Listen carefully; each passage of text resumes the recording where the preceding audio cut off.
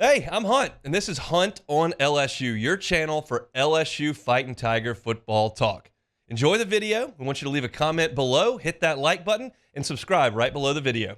Enjoy. Blake Baker, in his first year as defensive coordinator here at LSU, got quite a job on his hands to try to kind of reestablish the identity of LSU defense after it was lost last year. I think that was safe to say. And Baker met with the media back on Saturday and kind of gave an update on quite a few aspects of his unit. And the first was just talking about how the defense performed in Saturday's practice. You know, that's where we got to get more consistency. When we do our job, we're pretty good. Today, we ended up giving up a deep ball from a coverage bust, and then we had a big run, hit up the A-gap from an assignment standpoint. So when we play it right, we're pretty good. When we don't, we got to get it on the ground from the secondary. So, again, looking for marked improvement. These next 6 days, we have a recovery day. Then we go 6 days straight. I think the cream will start rising to the crop, and we'll figure out. Again, we're mixing and matching a lot of guys right now, and so it's hard to pinpoint who on that play or who on that play, necessarily didn't do their job. But, overall, we just got to be more consistent as a unit. In today's game, you can't just play with 11 players. You got to have 22, 25, 26, especially with the opportunity now with a playoff. So we're looking to build depth right now, and then by the next 6 days, we're going to start paring it down and figuring out who's our guy. I would love it if LSU could really be in the right place all the time. That would be a drastic step up from last year, where there were just significant busts all the time, both in the run fits and in coverage. It's just big play after big play after big play. The first thing here is they've got to make sure they can get everybody on the same page and where they're supposed to be. Baker called his scheme player-friendly on Saturday, and this was kind of his thought on that. I think our scheme is very user-friendly, very player-friendly. We really do work hard sometimes, it takes some time, but we do a really good job, I think, as a staff, compartmentalizing things, putting things in buckets, trying to give them some word association so it's clicking with them pretty quickly. And I think our guys are playing really fast, sometimes too fast, and that's sometimes part of our inconsistency right now. But in all honesty, that's okay. Sometimes you'd rather have to pull the chain back than have to kick them on the booty on the way out the door. So we just got to slow them down in some instances. But I think our kids are playing fast. Again, I think it really has to do with the way we implement the scheme, and then I think we got really good, teachers. As when you look at our coaching staff, they've got to be able to play fast because there are going to be a number of teams on this schedule that are going to play fast. I mean, Lincoln Riley's going to play pretty quick. Lane Kiffin's going to play very fast. I think Kalen DeBoer, with a veteran quarterback, very likely will move things along pretty quickly. Billy Napier likes to play fast, and he's got a veteran quarterback as well. So I think you're going to see some tempo. I'm not sure what you're going to see from like Texas A&M. I'm not sure what Colin Klein's MO is, but he's got a veteran quarterback now in his third year playing. I don't know what South Carolina is going to look like with a young quarterback, but there are some guys on the schedule that are going to move quickly, and LSU's going to have to react to that and make sure you're in the right spot and make the plays from there. So that's interesting that he was speaking to that, and he later on talked about the identity of the defense. What I want it to be or what we are right now. Right now, I'll be honest, we're inconsistent. What I want it to be, if we do our job, I think we got a chance to be pretty good. I really do. I think we have all the pieces in place to have a good defense. What I want to see is a little more player-led accountability and guys just doing their job on a consistent basis. If we do that, we can have a good year. We're not there yet, but I think we have really good speed. I think we're physical. We're still improving as a tackling unit right now, but we have shown improvement from the spring. I think our guys really work hard at it. You don't have a lot of opportunities to tackle live throughout fall camp, but we work hard on it, through drill work and whatnot. But I think we have a chance to be pretty good. We just got to be more consistent. And that's the deal. They're giving up some big plays, and that's to be expected. You're playing a lot of snaps, and you've got a pretty good offense on the other side, and they are giving up some big plays. Big plays in the passing game. You mentioned a big long run up the A-gap. John Emery hit what probably would have been a home run over the weekend when we were out there. Like, it was. They're giving up some big plays, and that's something that obviously the defense is going to want to try to pare down on for sure. I talked a lot in the first segment. A lot of you probably heard it, but I talked a lot in the first segment about my concerns in coverage. And Ashton Stamps is going to be one of the first guys out there. We have been out there now for 2.5 weeks, and we have seen Ashton Stamps and Sage Ryan pretty much exclusively taking the first-team cornerback reps. There really hasn't been anybody else that's kind of stepped in there. I know we talked at the beginning about Sage Ryan cross-training safety and corner. I haven't seen him take one snap at safety. He's been exclusively at corner all fall after being exclusively at safety all during spring. So Stamps is going to be one of the guys that they put out there and trust to cover. And Blake Baker talked about the sophomore corner.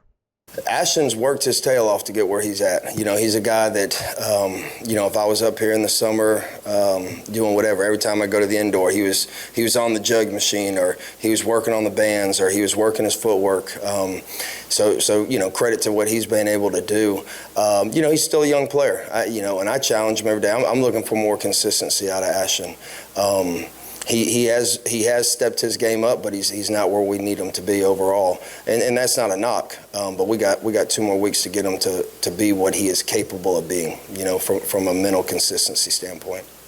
That's been an echo with the consistency with Stamps. Brian Kelly mentioned this a couple of weeks ago. He said, look, we're looking for consistency. He made a really nice pass breakup. The next rep, a ball went over his head. I told you at the top of the show today, when we were out there today, he got a pass breakup on C.J. Daniels on an out route, made a really good play on it. The next rep, C.J. Daniels hit a double move and went right by him for a long touchdown. He shows you the flashes of the guy that he can be, but you also see flashes of big plays that are coming right there. And he's the best cover corner guy they've got out there. I think that's been pretty evident. They've got P.J. Woodland and Sage Ryan out there taking some reps, and Jair Brown and Jair Brown, J.K. Johnson are taking some reps as well. But Stamps is probably the best guy that they've got. We thought there was a chance that Zy Alexander could be the best guy that they had, but he obviously tore his ACL last year in the Army game, and he's kind of been coming back. He's out there. He's got a big brace on. He's not necessarily going through all of the drills, and Blake Baker talked about trying to ease him back. It's hard with ACLs to put like an exact timeline on it, because a lot of times, they might be healed physically, and then it's just the mental piece of it, of being able to change direction, a bit, taking a hit on it. I think he hit over 20 the other day for the first time, kind of got his legs tangled up in a deep post the other day and popped right up. So I've been happy. Again, I don't want to put a timeline and say this is when we're expecting him back, but I didn't have necessarily an expectation going into fall camp, but I would say he's exceeded probably what I thought he would do. I am curious about how this plays out with Zy Alexander, because it looks right now that he's a long way from being able to go out there and play full speed. And so I don't know that he's going to be ready to go against USC.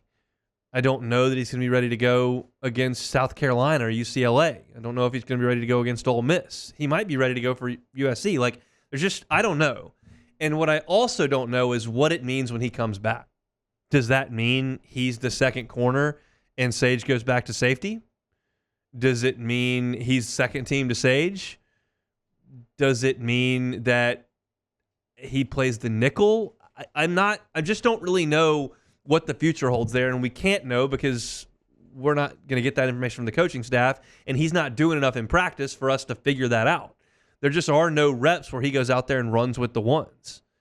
And if he did, then I'd watch where Sage Ryan went, and if he was, I don't know what that means for Zy Alexander. What I do know is right now, if they played a game tonight, he wouldn't be out there.